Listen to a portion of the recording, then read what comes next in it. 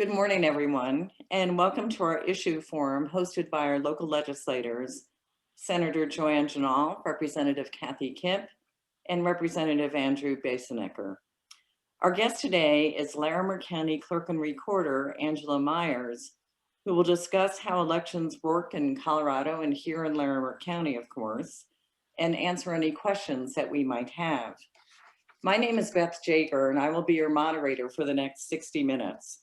After brief updates by Senator Janal and Reps Basenecker and Kipp, Clerk Myers will set the context for our election discussion. After her comments, we will open up the session for your questions and comments, and you can offer those in one of two ways. The first way is that you can type in your question into the chat function, or if you wish to ask your question live, you'll see the reaction button at the bottom of your screen. Just click on that and then click on the raised hand function. I'll see your virtual hand, I'll call on you. I will ask you to unmute yourself and to introduce yourself. And then after your question is answered, please be sure to go back on mute so we can minimize background noise. Finally, in order to set a very positive tone for our discussion this morning, I'm going to ask that you offer your comments and ask your questions in a respectful manner. And, as you know, we can certainly agree or disagree with one another, but let's just do so respectfully. So with that, let's begin with updates from our local legislators. And Senator Janal, may I ask you to begin? Yes, thank you, Beth, and thank you for hosting. Thank you, Angela, for agreeing to speak today about a very important topic, our elections and how they work. And there's been a lot of discussion about this for quite a while now. And I think you've, I've heard you at various other presentations, and I hope that folks that are online learn a lot from our clerk and recorder, who is doing a fantastic job. I don't have any updates, but I just want to say welcome to everybody and move into learning about how our elections work, maybe how they've changed, and interested in what we could do differently or any other questions that people have in regards to elections. I know it's a hot topic, and thank you for being here, Angela. Thank you, Senator. Representative Basenecker, do you have any comments this morning? Just a quick word of thanks, Beth, to you for facilitating these conversations and making the opportunity available to our community. We really appreciate it. And also to Angela, it's been a unprecedented year and a half. And of course, we had a presidential election inside of that year and a half. And I can just say that personally, I've had folks reach out to me with concerns about election processes, both here in Larimer County and in Colorado. And Angela, you've always just done a great job of talking to people one-on-one, really giving them information about how we do things here in Larimer. And as someone who's been an election observer in our county, I can just say that the process is one I have complete confidence in, and I've just always appreciated the communication back and forth to keep it so. So thank you for being here today, and appreciate everyone joining us. Thank you. Representative Kipp? Yes, and again, thank you, Beth and Nikki, and thank you to Angela for joining us today. I think a lot of people don't realize that, if there's a year ending in a number, it's an election year, right? And sometimes we have multiple elections every single year. And because we do have another election coming up this November, right? Which means that you guys are going to start getting ballots in October, and I'm sure Angela can speak to more about the timing of what this year's election looks like. We really wanted people to have the opportunity to talk to Angela and ask her questions, because I've certainly gotten a number of emails this year expressing concerns about our election processes, and I'd like, if anybody does have those questions, to get them addressed. And I have to say, Angela has been great. She's given out her personal cell phone number and said, you know what, if somebody has a question, have them text me, and then I will call them back and I will explain how it works. And I have complete confidence in our elections. You know, and I've talked to a lot of people who've worked elections who've just been so impressed with how well they're done and how they're done in a bipartisan manner so that nobody gets an advantage. But I just really think it's important to give people the opportunity to have confidence that their vote is going to count. So really, really appreciate everybody taking the time to engage today. So thank you, Angela and Clerk Myers. I really appreciate you being here and joining us here just to talk to people, because you've always made yourself available for these conversations. Great. So Clerk Myers, do you want to start this conversation off? Well, first I want to say thank you for the kind words, and they mean a great deal. You know, these opportunities to speak to the public are so great, and you folks have invited me time and again, and I'm always happy to do this kind of thing. Beth, thank you for hosting, and each of you, Representative Kipp, Representative Basenecker, and Senator Janal, you know, you've been so great to work with on these issues as we go along, and to invite me to this. I'm just thrilled to be here always. And let's get your questions answered. Let's don't avoid the questions. Let's get them answered. This is a horse's mouth. So let's get them, let's answer whatever questions you might have. Beth, do you have something you want to do before I start to roll, or anything else you need to do? No, you please go ahead. Okay, so Representative Kipp stole a little bit of my thunder. Do you guys all know there's an election in November, right? Election every year, November, guys. And this is what we call an odd year election. Some people call it an off year election. I got to tell you, this kind of an election on these years that are your odd years are almost more important. They're every bit as important as your even year elections, but they're almost more important in many ways because they affect your direct life, right? They're the questions that are being asked by your school districts and your municipalities and your other special districts that you might have out there. They're your races for those folks who live in your neighborhoods, right? And you see every day, and it's really, really important that you participate. So I'm glad to have a chance to tell you what's up for this particular election. Election day is November the 2nd. Okay, and sample ballots are already available on our website, votelarimer.org. Which is your place for any information on the election other than calling me, which I'm always happy to take. But at votelarimer.org, you can see a sample ballot that has every possibility on it. That's what I'm holding right here. But you can also go in there and put your information in and see about this specific to you, what you will be getting in the mail. And you can kind of be planning for when you receive that ballot, do the research you need to do. You can even start that right now. Because that information is available for you.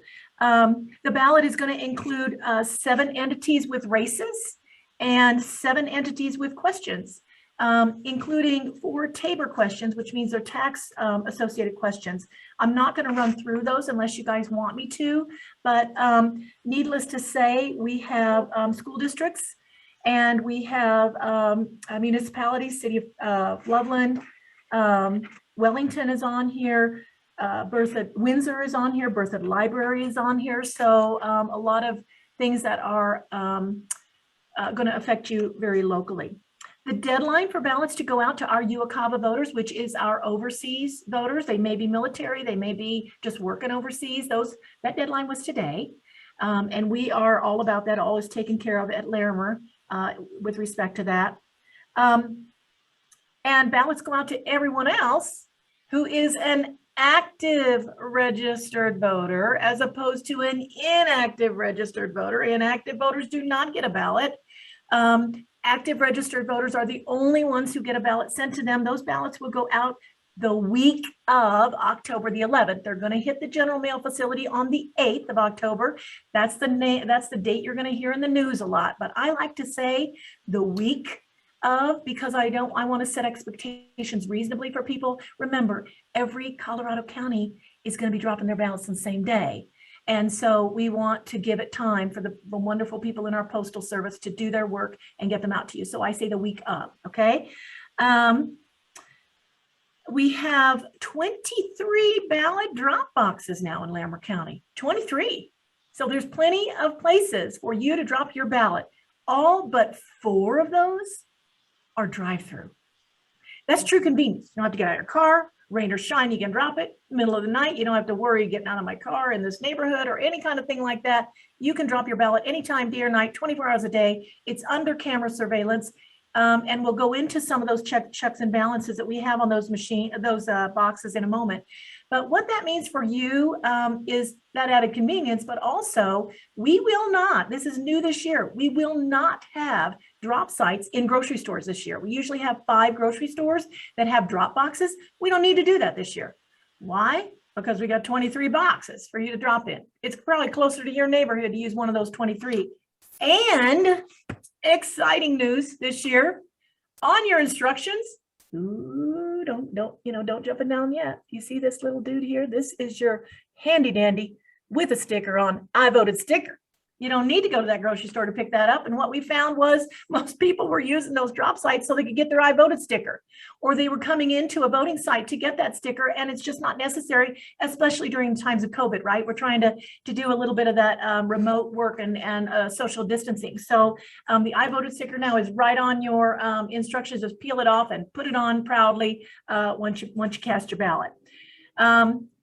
Those are the 2 brand new things, that I voted sticker and no boxes at the grocery stores. And those grocery stores have been tremendously popular. So folks are going to miss those. I'm feeling that.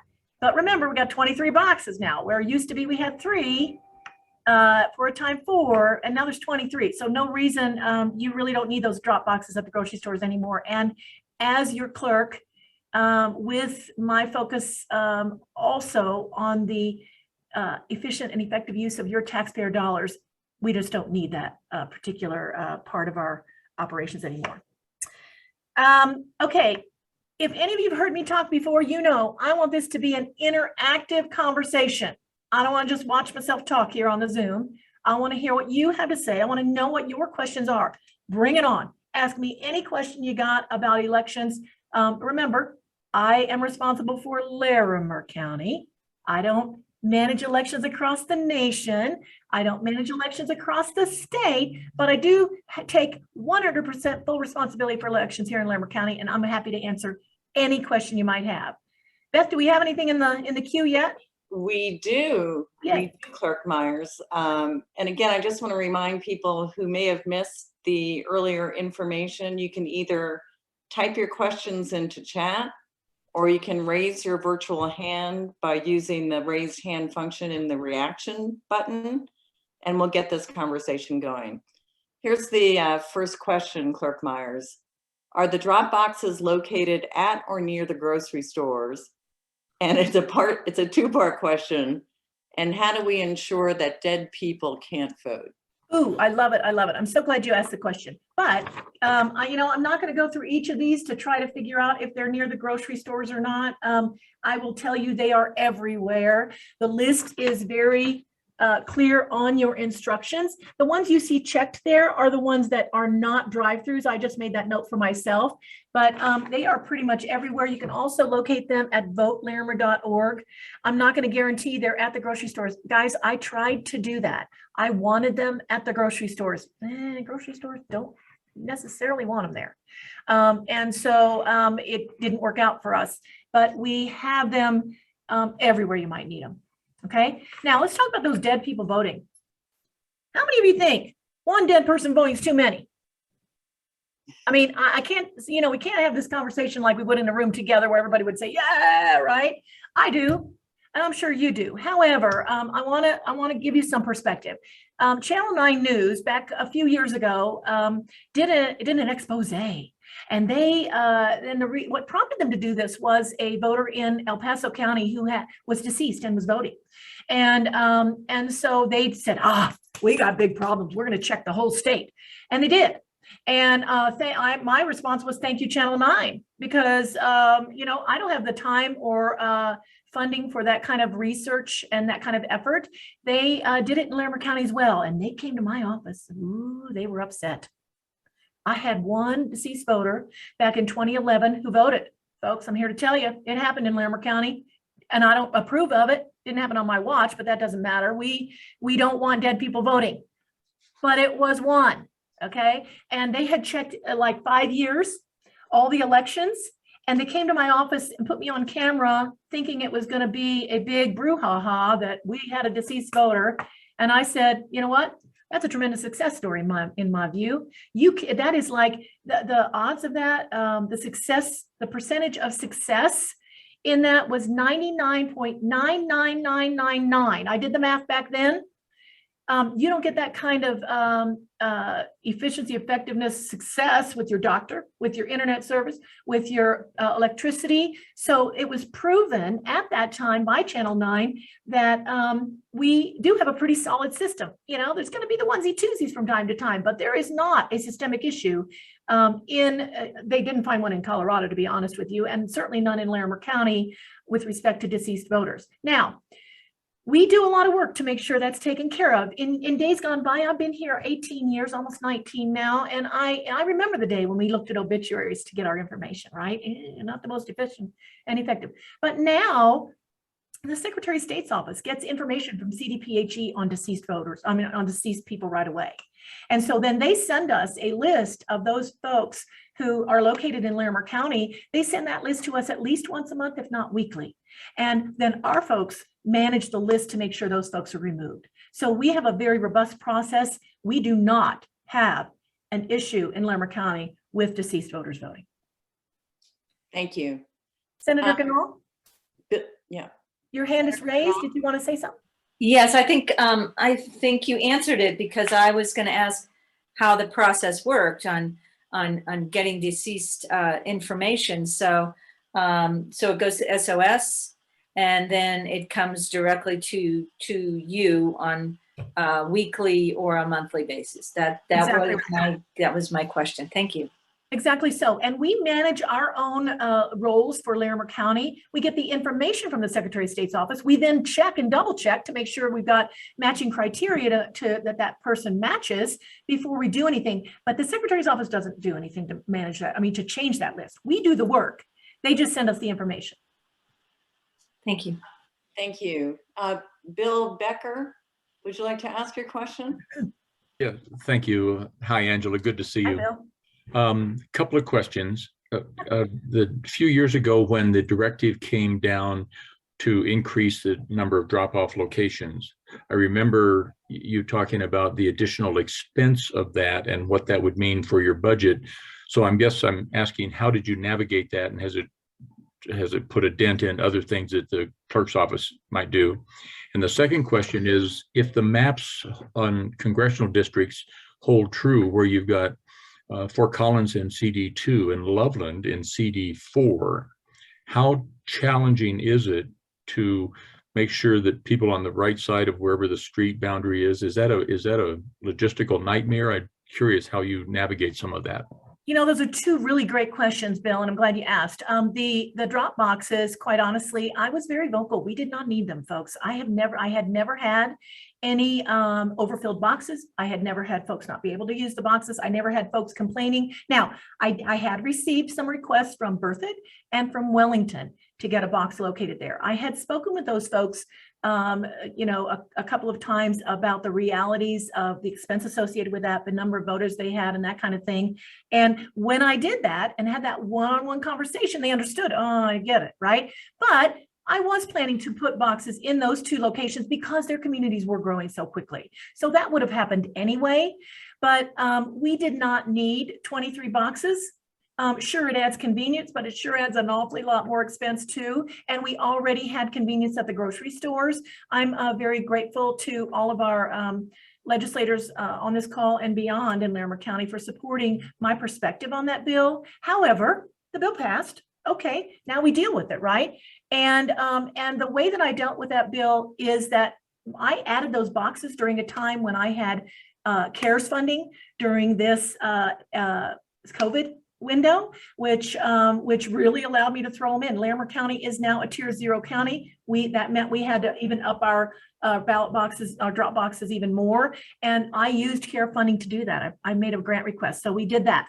The second answer to that bill is my removal of those grocery store drop sites.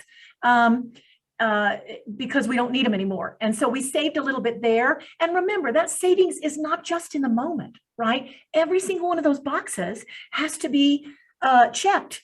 You know, once they're open, they've got to be checked regularly. That takes manpower, and nobody does anything alone in Larimer County. So that means 2 people, a vehicle, a route, regularity. We got to keep track of all that. That costs money, and that's where the bigger expense is, more than just putting the boxes in. So, so we did use grant funding as much as we could, Bill, on that.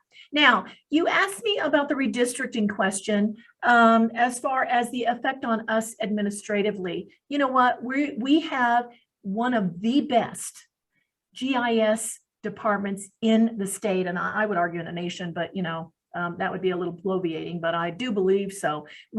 Our GIS is outstanding. I'm told that by folks across the state.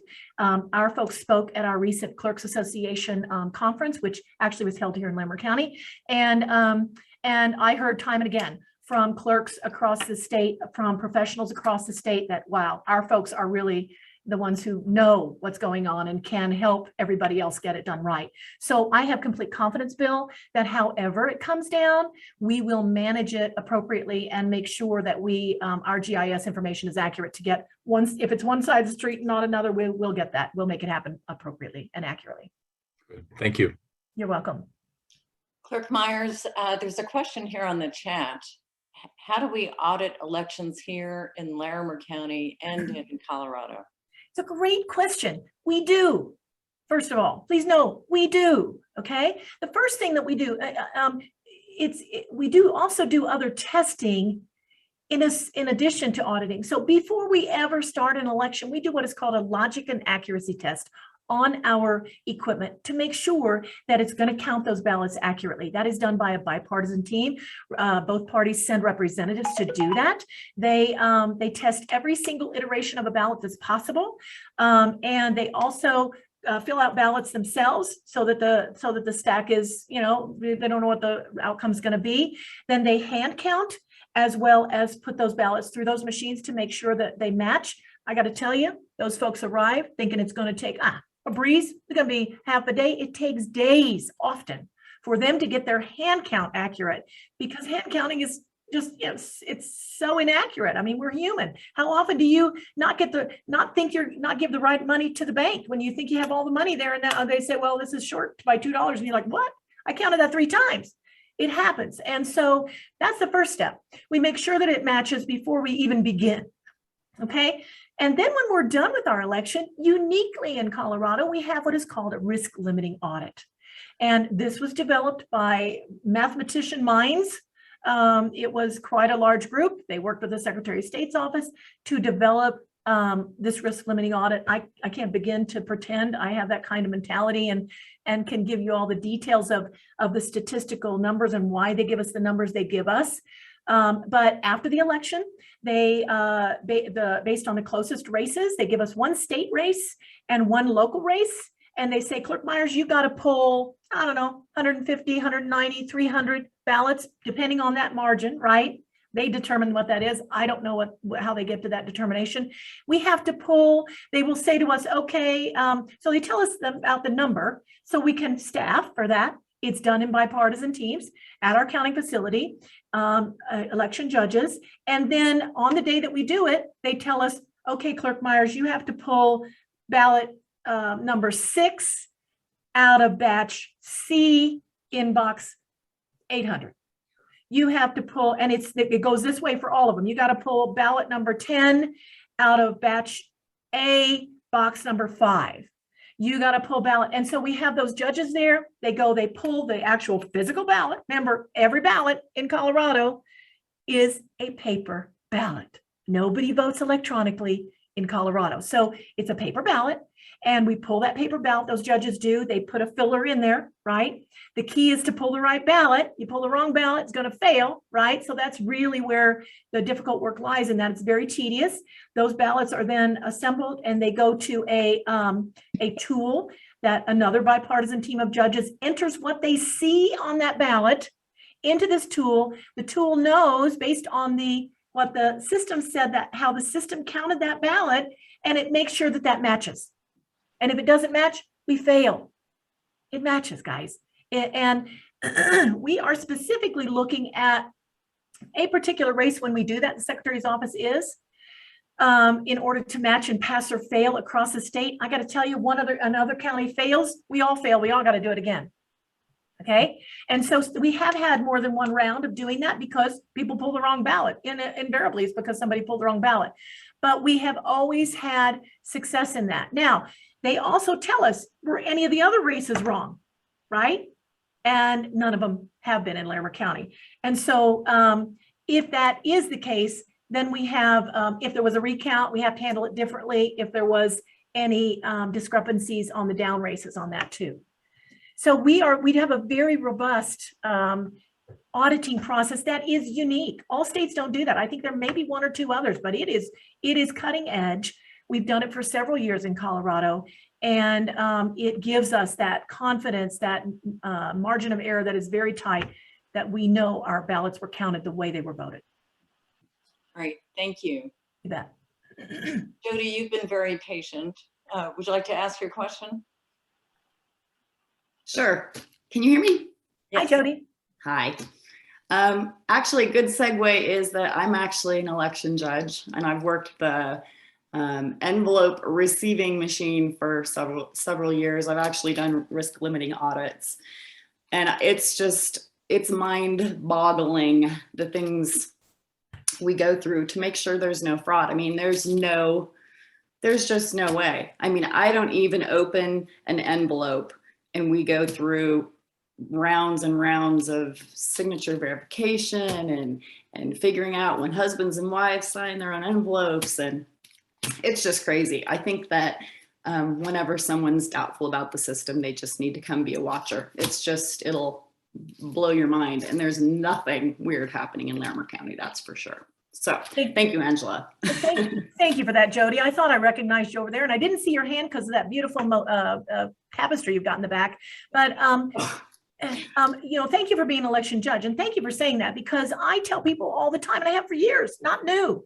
If I get curmudgeons once in a while who call me and say, "Oh, you can't be doing," and I say, "Please be an election judge. Please do." And I get some real curmudgeons who come in, and just like you, Jody, they say, "Wow. You can't game this system." And I have not had a single situation where that has not been the case. I don't have judges walking out saying otherwise. And what I also say, Jody, and you can attest to this, I say to every judge, and I look every single judge in the eye personally. We had 850 judges in the last election. I look every single one in the eye and say, if you see anything that concerns you with respect to the integrity of the election, it is your job, and I say it just like that, don't I, Jody, to bring it to someone's attention. And I say it that way because I give them a lot of other rules, and I don't put up with a lot of shenanigans. You got to bring your best self. We don't have time to mentor people and all those things. And I don't want anybody ever to say, "Oh, I didn't want to say anything. I didn't want to get in trouble." I always tell the people that's crap. Okay, you're here to ensure the election of the integrity of the election. And Jody is spot on. It is not my staff that does these, that actually conducts the election. It's people just like you. I do encourage anyone who has concern about the election to be an election judge. You said an election watcher, Jody. They're two different things. I've said for years that election judge actually is a watcher, right? You're watching what everybody's doing to make sure, and you're watched by another guy or a gal who's of a different party than you are, making sure you're not doing something nefarious. But a watcher is very different. A watcher comes in from the party, and we welcome watchers too, right? And so, but the watcher is just doing that, watching, right? They don't get to participate. They don't get to have conversation with folks. They're simply watching the process. Thanks for that, Jody, and thanks for being election judge. Well, you're welcome. Thank you for a good system. But I do have a question. Oh, I'm sorry. That's okay. It's okay.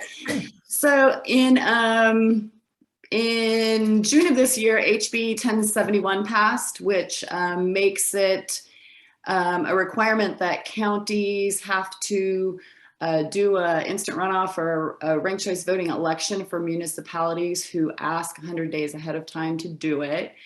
I think we have to be prepared for that by the end of December of next year. It revolves around the Secretary of State having an annual statewide license from our providers, our equipment providers, to be able to do that. And I was just wondering two things off the top of my head. I know we don't have to be ready till January 1st of 2023, but is there anything that in the county in the next year plus that needs to happen to prepare for that? Or will we just be waiting for some municipality to ask for it? And I'm just wondering if you have any idea at all what a statewide license will cost, because the counties that want to use it will be splitting up the cost if they want to do an election. Thanks for that, Jody. It actually, the counties, yes, will split up the cost. So let's say, yeah, let's use $100,000 number. I don't know if that's accurate or not. I really don't know, to be honest with you, what the cost is. But if only one county uses it, that county is going to pay the full amount, and that county is going to pass that full amount right on to that municipality that's going to use it. So that municipality is going to pay for that. It's not going to be paid for by the county, okay? Ranked choice voting is a hot topic these days. I am not a fan of ranked choice voting, folks. I've been very clear about that. And here's why. It's complicated. And when you have people asking a lot about or questioning election integrity and not understanding the details that go into it, this is much more complicated. When you got one vote, one person, it comes out on the sheet, everything adds up just so, and everybody knows it, right? But when you go to ranked choice voting, that becomes very complex. Also, folks who are challenged or who may be challenged to understand or be challenged to have an opportunity to do the research or those kind of things, they're going to be confused, and they're going to probably only vote for one if they vote at all. Sometimes complexity pushes people away from the ballot box because they don't understand. And so if they only vote for one and the race goes to the second candidate, their vote's not going to count at all. And so I think it does a disservice to the voter in my mind. It also purports to do things that it really so far has not been proven to do. You know, I'm not just going to go into the details, but you can do the research. There are places who have implemented ranked choice voting where they have then backed it right out again because they didn't have success with it or didn't do what they hoped it would do. I am not a fan of that. However, we will be prepared when the time comes. If it happens, please know. Are we prepared now? Are we doing something right now? Elections, really, we got to work today. We got to get, we just had a four election cycle year. We had a November 19, we had a March 2020, we had a June 2020, we had a November 2020. My folks are trying to catch their breath, right? And if we got to make we're in the middle of a new business plan for our department of how we operate. You can't do those when you're busy in the election year. So, and we have an election to run. So during this year, this kind of a year, we're shoring up our offices, making sure our processes are what they should be from a business perspective, in addition to being prepared for the next iteration of the election, which this year means those new drop boxes. How do we man them? How do we close them when we need to, and those kind of things. And so we're not yet working on ranked choice voting. I'm gonna be real honest with you, but when the time gets closer, we will be prepared to deal with it if it comes. Okay. Well, and I feel like I should disclose too, and most of the people on this Zoom call know I'm actually the leader of ranked choice voting for Fort Collins. So we'll actually have it on the ballot next November, but it's for city because Fort Collins is obviously a home rule city. So it doesn't concern the county at this moment anyway, but I was just wondering because there are some coordinated cities in Larimer County, obviously. So sure, absolutely. I'll let somebody else ask stuff now. Thank you, Jody. And I wasn't aware of that, so Thank you, Jody. Representative Basenecker. Oh, thanks, Beth. And Angela, this question necessarily acknowledges just the intense amount of volunteers and folks who are really giving of their time to make sure that elections happen in a really transparent and orderly fashion here in Larimer. Knowing that you went through the election last year in the midst of the pandemic, And there was obviously a lot of folks in close quarters with one another because of just how the processes work, right? There's parts of that that are unavoidable. And knowing that the Delta variant continues to throw us a curveball, not just here in Larimer, but across our state.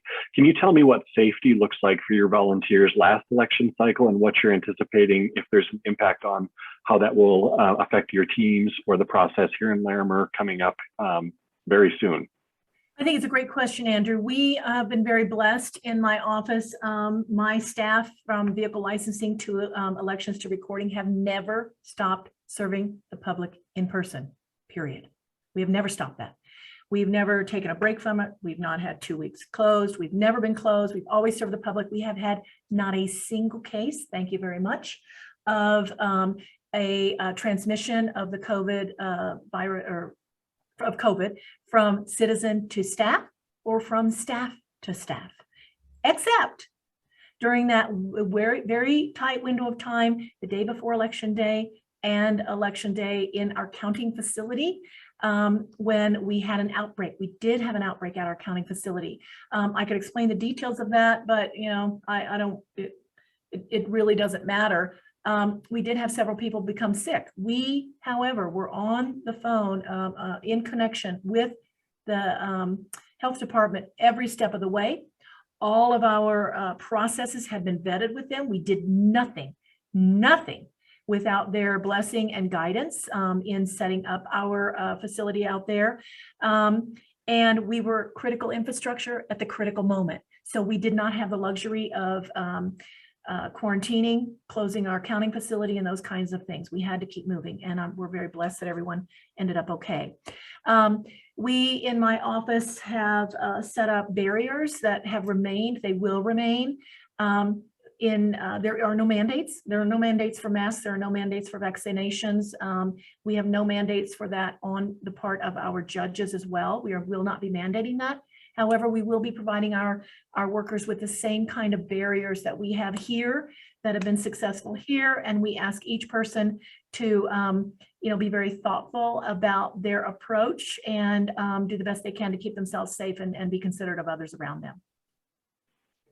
Well, I really appreciate that. And certainly I know that democracy has to continue in spite of what's happening in our community. So grateful for the volunteers to continue and your team to make that happen. So thank you. Thank you very much. Our volunteers are heroes every time. And quite honestly, imagine our reality if an illness like this and something like that could actually stop an election. Imagine what the bad guys would do, guys. We can't let it stop. I mean, it sounds, you didn't care about the people. Well, this is one of those areas in that moment when you cannot stop, because this is the foundation of your government. And if you do let anything like that stop you, and if bad operatives, bad people will use that as, now we know how to stop it all and keep it from going on. Yeah. Senator Myers, we have a couple of questions here. It's just about the specifics of voting. You've talked about drop boxes, mail-in, but will polls be open this year? Oh, yes. Oh, yes. Now, we won't have as many locations. And again, on your instructions, these instructions have all kind of interesting, fun information. This is the location where you're going to find your voting sites. You can see there's not very many. I mean, not nearly as many as normal, even years. There are 5 that will be associated with early voting. We have another 6th one at Front Range Community College that will open the day before Election Day. This tells you the time, the date and time. Early voting begins on October the 25th. It will be active every day except Sunday. And then Monday before Election Day, we add the Front Range Community College. So by Election Day, we will have 6 active sites.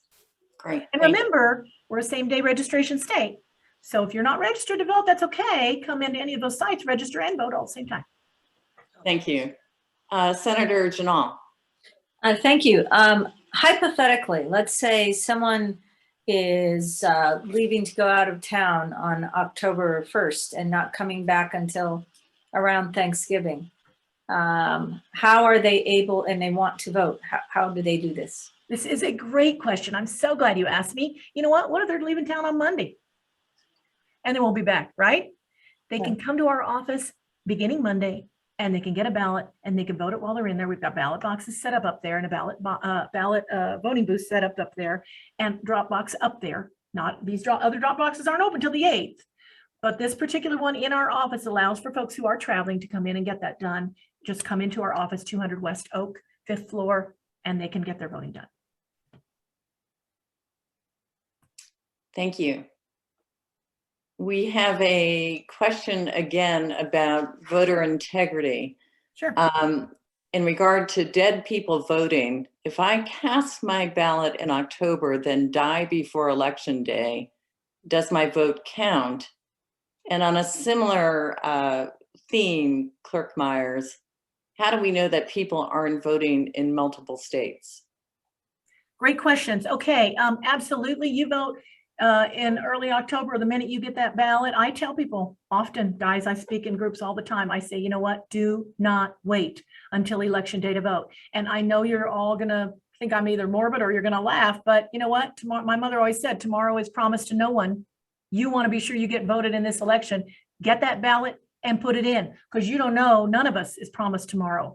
And so, and I have had voters or citizens who say to me, you know, my mother was on her deathbed. She wanted me to be, she was waiting, and they do. People wait for this, guys. And if you vote that, you know, you vote in October, your ballot gets into us, your ballot will be counted. Even if you die the next, as long as that ballot got to us, even if you die the next day, it's still going to be counted. If it doesn't get to us, and this happens too, people hang on to it, right? They're in that moment of grief in their life, and their mom voted and then she passed away and now it's in their car or in their handbag. No, then it's too late, right? What was the other question? How do we know that people aren't voting in multiple states? Multiple states. It's a great question, and there isn't a perfect answer to this one in real time. Pardon me, in real time. There is an association called ERIC that this Colorado has been a member of, Secretary of State's office has been a member of since its inception. It is a multi-state where states who are members cross-check their registration lists.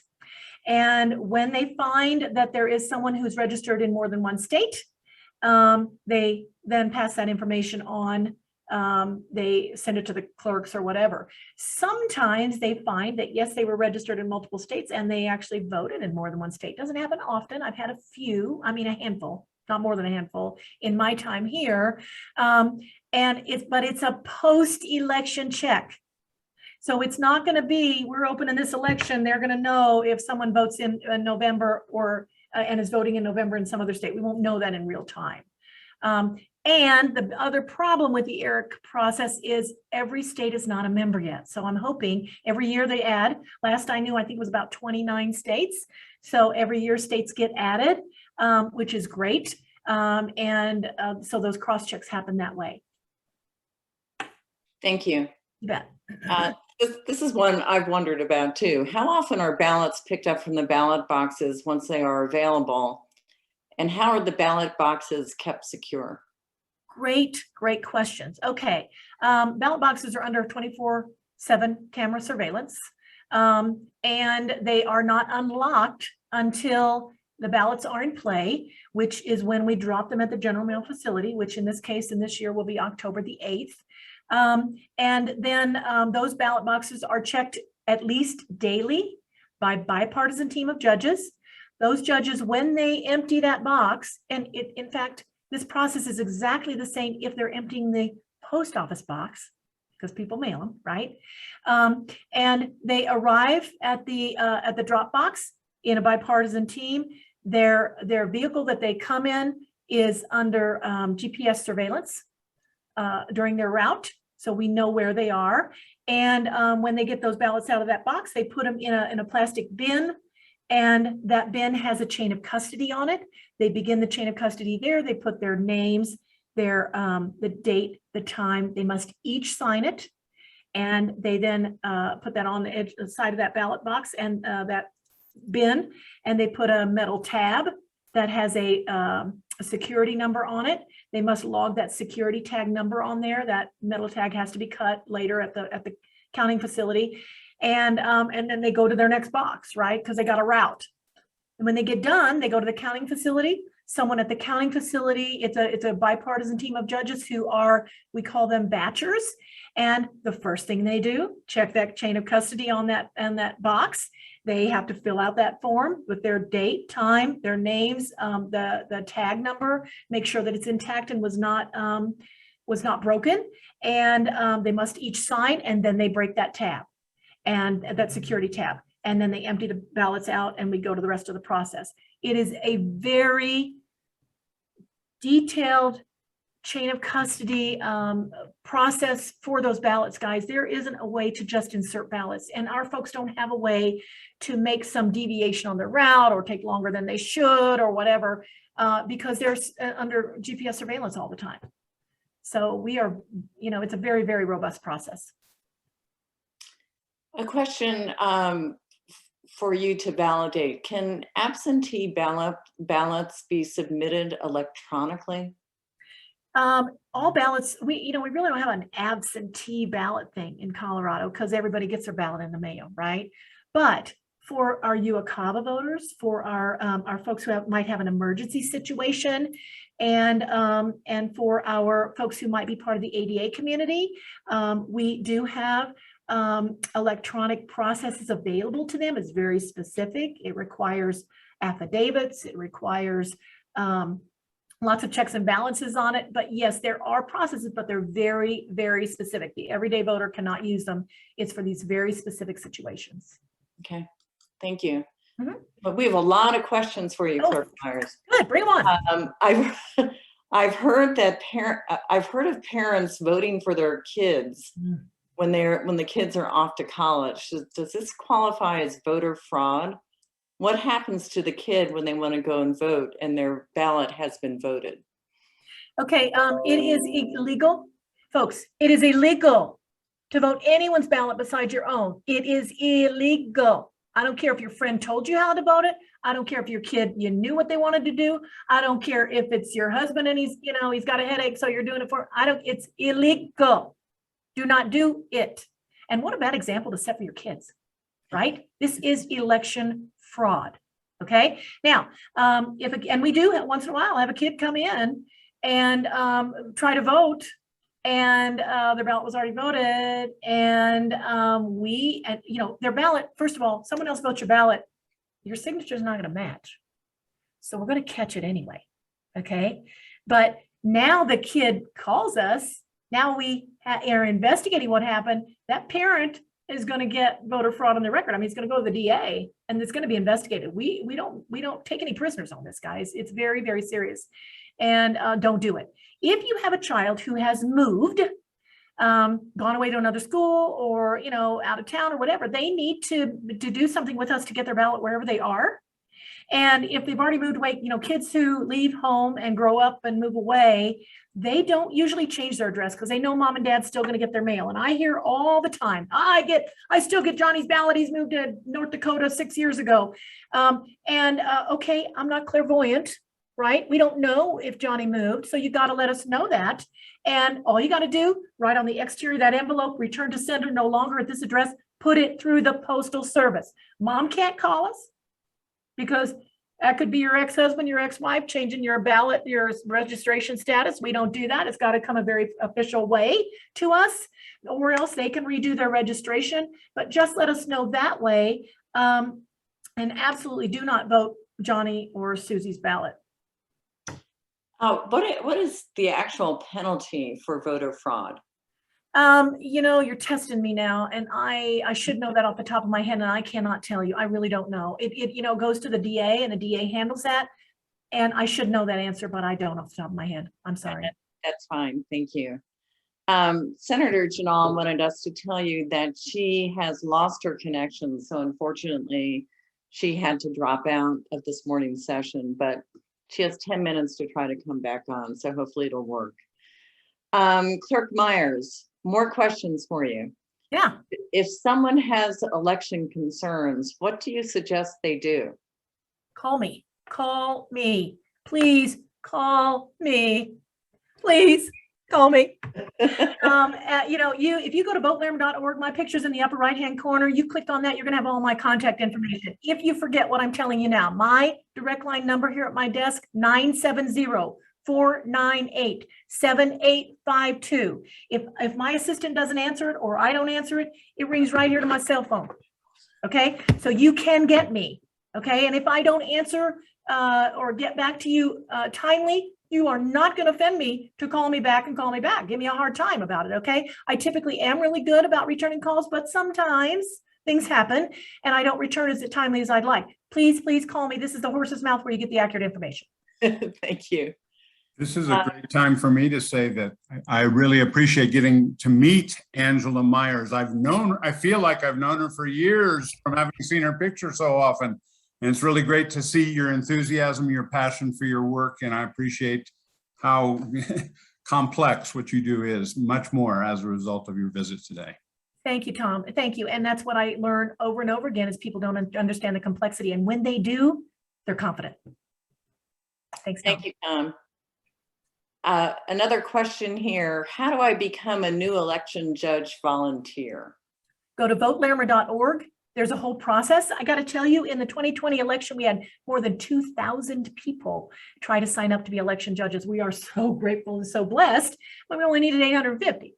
So, and so we, chances of getting into this election, I don't think you will, but go ahead and put your name and information in anyway, because when the next election comes, we'll be looking for judges and we'll be contacting you.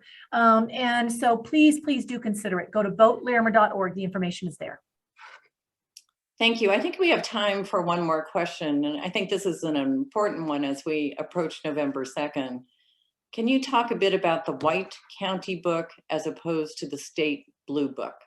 You bet. You're talking about the Tabor notice, that white notice that you get. I don't know that I have one real handy, so I don't want to waste your time, but it is prepared by the designated election official for that particular tax question.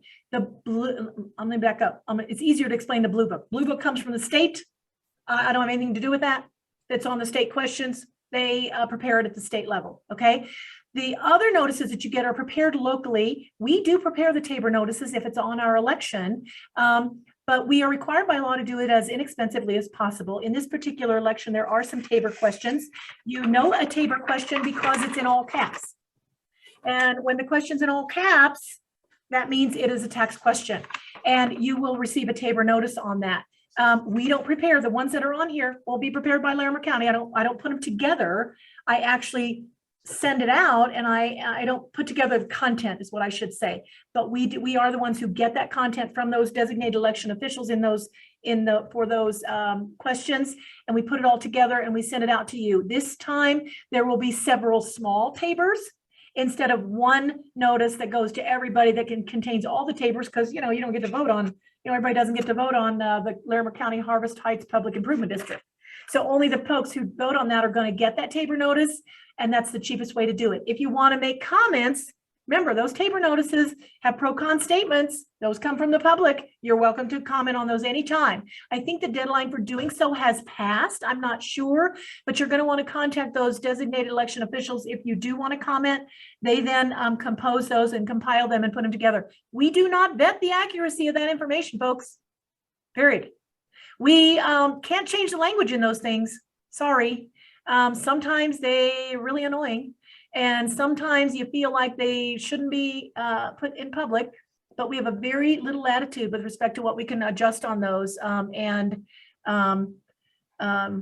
sorry. One thing on that note too that I want to say, you're going to be, some people, I'm probably going to get lots of calls this time on this ballot, because there is a candidate on this ballot that we are required to put on nicknames if they say they have a nickname. And there's a candidate on this ballot somewhere. I'm trying to not waste too much of your time. It is oh shoot, I'm wasting your time. Why am I not seeing it on here? Well, anyway, where the nickname sounds like something you wouldn't expect to see on a ballot, allowed on the ballot. And I'm blind today to see it. I don't think it should be on there. But I went to the secretary's office. I went to the folks who are, what do they call DOLA? It's not DOLA, but it's, I don't know. I went to them and said, you know, my folks did, but we could not do anything about it. I spoke with my attorneys, nothing I can do. I'm gonna get a million calls about that. You can count on it, right? So that came to mind when you asked about the Tabor, because I often get calls about what's in Tabor. I don't like the way that's worded. How can you put that in there? It's not true or whatever. You know, we're limited. Thank you. Clerk Myers, believe it or not, we're almost at the top of the hour. And this has been an incredibly informative session. Thank you. I wanted to give you a moment for some closing remarks and then do a round robin with our local legislators. So if you would give us your closing comments, Clerk Myers. You bet. I hope I didn't miss a lot of questions, but if I did, please call me directly. Please do. I work for you. This is where you touch your government, right? This is not some nebulous person out in the ether that handles this, right? I go to your grocery stores and call me if you got a question, right? I want to answer those. I am here to tell you there's a lot of noise out there about election integrity. I respect that. I think elections that are questioned are healthier. So I get that. No harm, no foul in my mind. However, I will tell you, without exception, I got zero reason. Zero. I don't have a dust speck of a reason to believe we have an issue here in Larimer County. This is where I have responsibility, my ears to the ground. I'm listening to all these conversations. If anything comes up, I'm all about it. But nothing has, I hear a lot of speculation and I hear a lot of theories, but I hear no facts. And I can't operate on speculation and theories. Imagine if I reacted to speculation. You speculate today about this, that guy speculates tomorrow about that, the next person, you know, and if I react with no hard facts, our elections are forever held hostage. I can't do that. I won't do that. Any place in the state, and a lot of the clerks in the state have done things differently than I have, you know, maybe some of them have recounted by hand and some of them have, you know, had their ballots run through other equipment and done other things. And I'm grateful to them. They make their own decisions, and I'm actually grateful to them because nothing has been found. And we use the same system. If something had been found there, I'd be all about saying, ooh, I better check Larimer County. Nothing, guys, nothing. I have no reason to believe we have any issues here.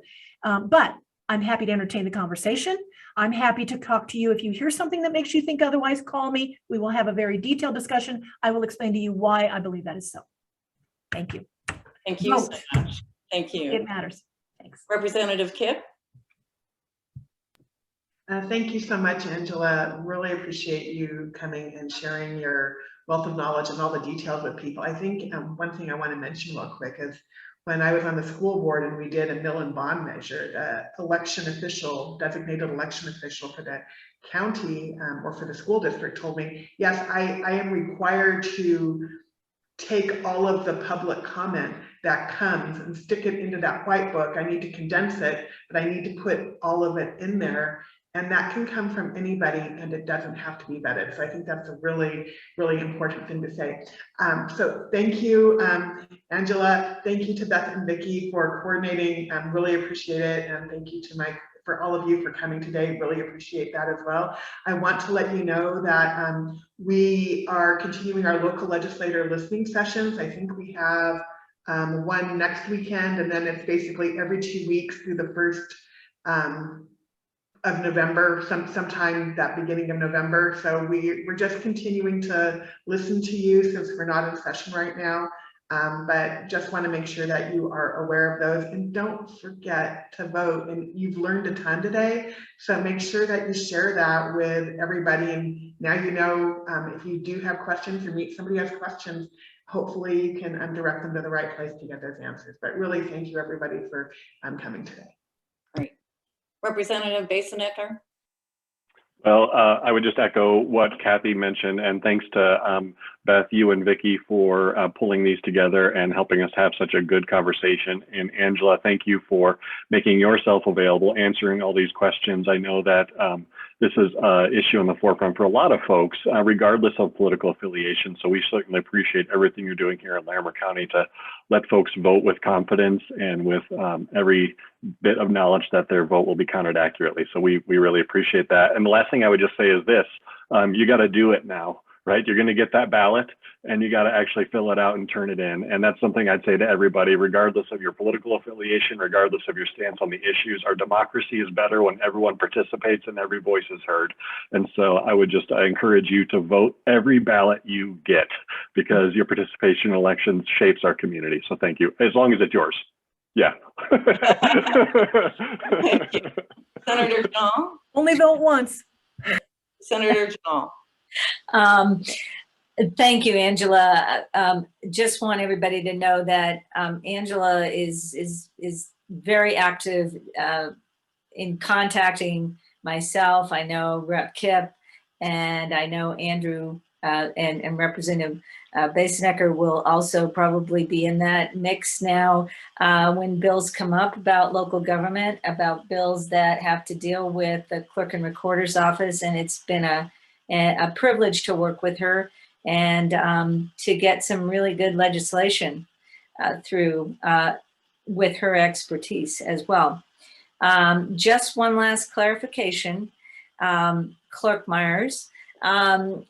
So if one is out of town, they will be able to start coming into the county building onto the 5th floor next Monday to vote. This coming Monday, absolutely. All right. Thank you. And thank you to everyone. Thank you all. And thank you for a great start to a Saturday morning, and hope that you all have a terrific weekend. Thank you for your participation today. Thank